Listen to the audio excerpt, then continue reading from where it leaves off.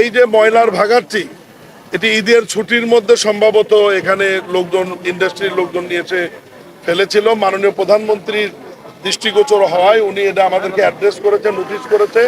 তার পরিপ্রেক্ষিতে আমরা আজকে এসেছি এবং গত 2 দিন যাবত এখানে কাজ চলছে এবং এই ময়লাটি পরিষ্কার করে পরবর্তীতে এখানে যেন আর ময়লা না ফেলানো হয় এ ব্যাপারে স্থানীয় ইউনো সাহেব প্রয়োজনীয় পদক্ষেপ নেবেন।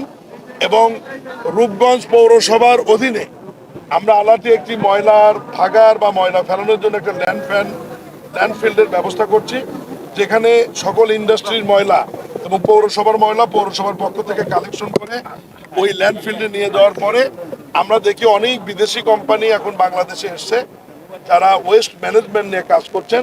ময়লা আবর্জনা থেকে এনার্জি তৈরি, জৈব সার তৈরি, মিথাইল গ্যাস তৈরি, বিভিন্ন রকমের পদ্ধতি আছে। ইতিমধ্যেই বাংলাদেশের দক্ষিণ সিটি কর্পোরেশন, উত্তর city corporation, Gazipur city corporation, Narayanganj city corporation এবং পৌরসভা লেভেলে যশোর পৌরসভা এমইউর মাধ্যমে, চুক্তির মাধ্যমে তারা এই কাজগুলি বাস্তবায়ন করছে।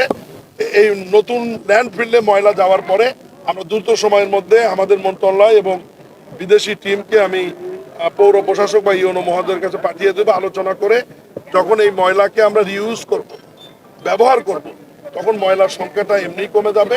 আর মাননীয় প্রধানমন্ত্রী এমনি অনুশাসন রয়েছে যে রাস্তার ধারে, হাইওয়ের পাশে কোনো পৌরসভা বা সিটি কর্পোরেশন ময়লার ভাগার বা ল্যান্ডফিল করতে পারবে না। এটা জনস্বাস্থ্যর ক্ষতিকর হবে না এমন একটি জায়গায় গিয়ে এই ল্যান্ডফিল বা ময়লার ভাগারের জায়গাটি করতে হবে। এ ব্যাপারে আমরা ইতিমধ্যেই সকল পৌরসভা এবং সিটি কর্পোরেশনকে নির্দেশনা দিয়েছি।